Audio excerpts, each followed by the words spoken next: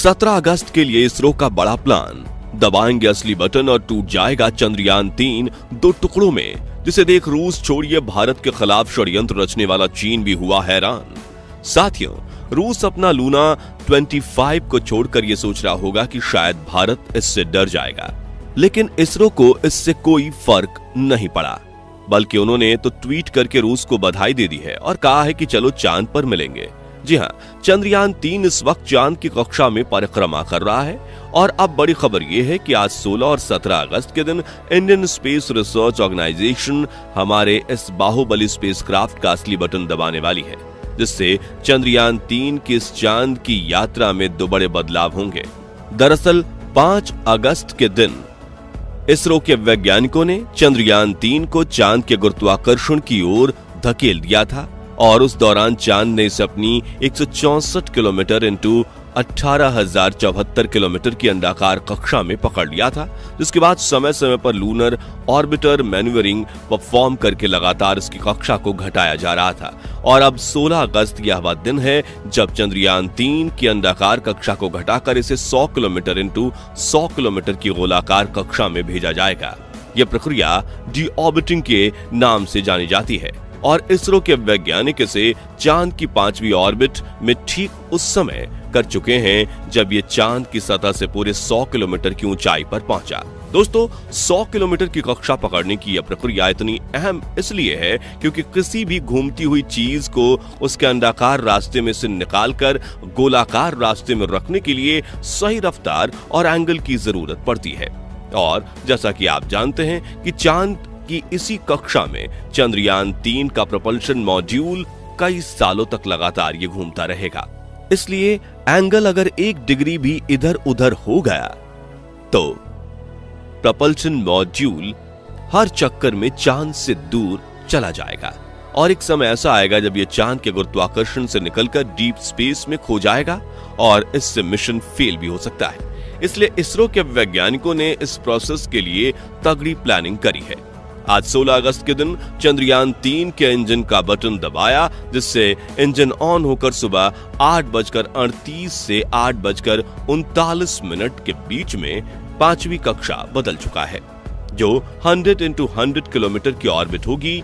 ध्यान देने वाली बात तो यह है कि इस प्रोसेस के सभी स्टेप पहले से ही चंद्रयान-3 के आर्टिफिशियल इंटेलिजेंस सॉफ्टवेयर में फिट कर दिए गए हैं।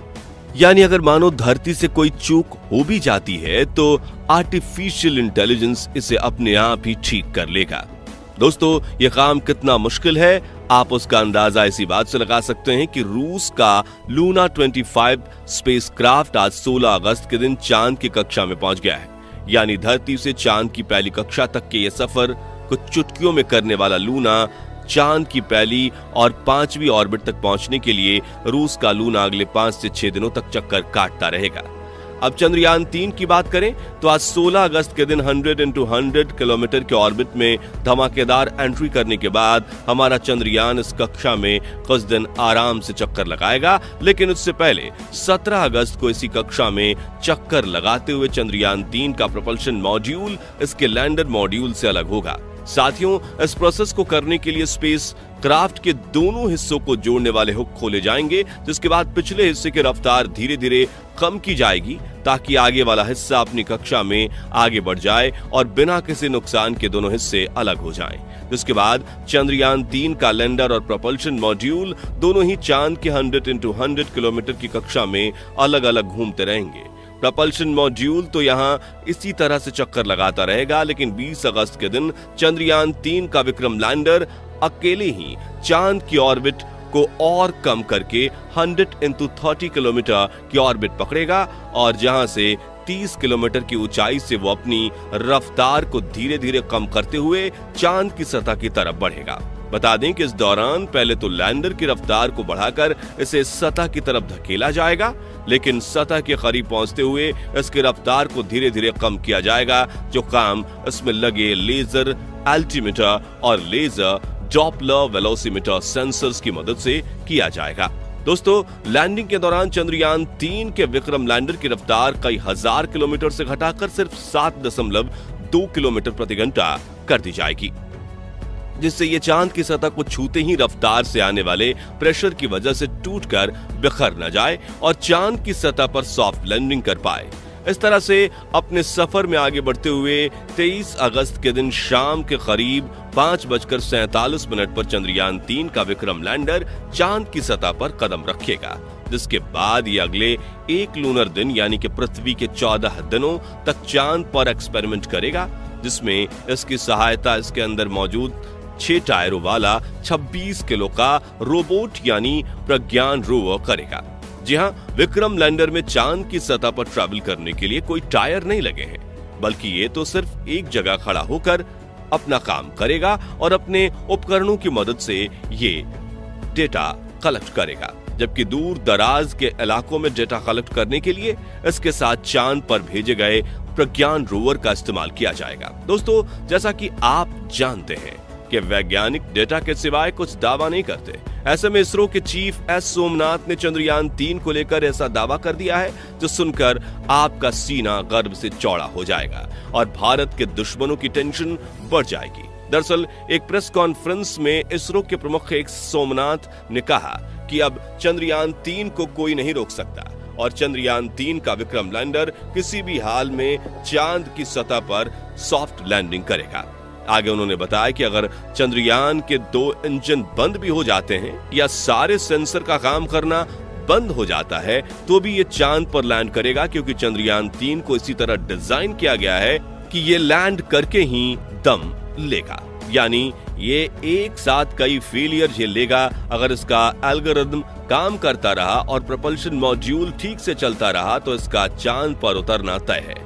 दोस्तों, इसरो चीफ का ये भी कहना है कि 100 किलोमीटर की ऑर्बिट पर चंद्रयान 3 में कोई कठिनाई नहीं दिख रही है। सिर्फ एक समस्या है पृथ्वी से लैंडर की स्थिति का सही अनुमान लगाना। इसका सही माप लगाना बहुत महत्वपूर्ण है। ऐसा इसलिए क्योंकि उस वक्त विक्रम लैंडर पृथ्वी से काफी ज्यादा दूर होगा और इतनी दूरी पर उससे संपर्क बनाए रखकर रियल टाइम में ट्रैकिंग करना काफी मुश्किल होता है। दरअसल साउथ पोल चांद की फार साइड में आता है, जहां सिग्नल ब्रेक होना एक आम बात है और सिग्नल टूटने पर यान गड़बड़ा जाता है। साथियों, इसी वजह से पिछले मून मिशन यानी चंद्रयान 2 में चांद की सतह से 2.1 किलोमीटर की ऊंचाई पर इसरो का चंद्रयान 2 से संपर्क टूट गया था और वो चांद की सतह पर क्रैश लैंड कर गया था। हालांकि इस बार इसरो ने चंद्रयान 3 के लिए एक एक्सपर्ट ब्रेन डिजाइन किया, जहां विक्रम लैंडर के अंदर लगा आर्टिफिशियल इंटेलिजेंस दिमाग यानी सॉफ्टवेयर इतना ज्यादा पावरफुल है कि वो अपने आप ही इसके अंदर लगे सेंसर और चांद के चक्कर लगा रहे चंद्रयान 3 के ऑर्बिटर में मौजूद डेटा को इस्तेमाल करके लैंडिंग के लिए एक सटीक निर्णय ले लेगा। यानी हम ये कह सकते हैं कि इस बार इसरो को कोई माई का लाल भी नहीं रोक सकता और चंद्रयान 3 मिशन की सफलता के चांसेस पूरे 100% हैं। जबकि चंद्रयान 3 के साथ ही कंपटीशन में भेजे गए रूस के लूना 25 के सफल होने के चांसेस सिर्फ 70% हैं, जो कि रूसी अंतरिक्ष एजेंसी रॉसकॉस्मोस के वैज्ञानिकों ने खुद बताया था। अब जो अंतरिक्षयान शुरुआत से ही 100% सफलता के चांस को लेकर नहीं जा रहा, वो चंद्रयान 3 को क्या टक्कर देगा। इसलिए भले ही कितनी भी खबरें फैलें, लेकिन हमारे चंद्रयान 3 को रूस के लूना 25 से घबराने की बिल्कुल भी जरूरत नहीं है। दोस्तों, पिछले कई महीनों से जहां दुनिया भर में मंदी छाई हुई है, वहीं भारत के व्यवसाय तरक्की की सीढ़ियां चढ़ रहे हैं। ऐसे में दुनिया भर के सभी महाशक्ति कहे जाने वाले देश भारत से चल उठे हैं। इस बीच जब इंडियन स्पेस एजेंसी इसरो ने अपने चंद्रयान 3 को लॉन्च किया, जिसे सिर्फ 615 करोड़ के बजट में बनाया गया, तो पूरी दुनिया में मानो हड़कंप मच गया, क्योंकि अमेरिका, रूस और चीन समेत दुनिया के सभी बड़े देशों को यह डर सताने लगा कि अब भारत का चंद्रयान 3 सफल हो जाएगा और स्पेस प्रोजेक्ट्स पाने की होड़ में इसरो इन सभी को लात मारकर बाहर फेंक देगा। इसलिए ही चंद्रयान 3 के पीछे रूस ने भी अपने मून मिशन लूना 25 को लॉन्च कर दिया, जो चंद्रयान 3 से एक दिन पहले यानी 22 अगस्त को दक्षिणी ध्रुव पर उतरने की कोशिश करेगा।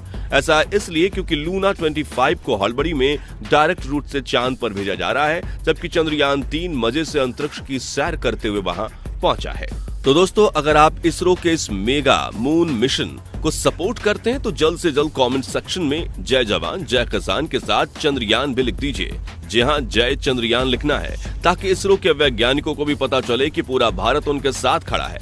और वीडियो पसंद आया हो तो इसे लाइक और शेयर जरूर कीजिए। साथ ही ऐसे ही कमाल की वीडियोस देखते रहने के लिए हमारे चैनल को सब्सक्राइब करके पास वाली घंटी जरूर बजा दीजिए। धन्यवाद।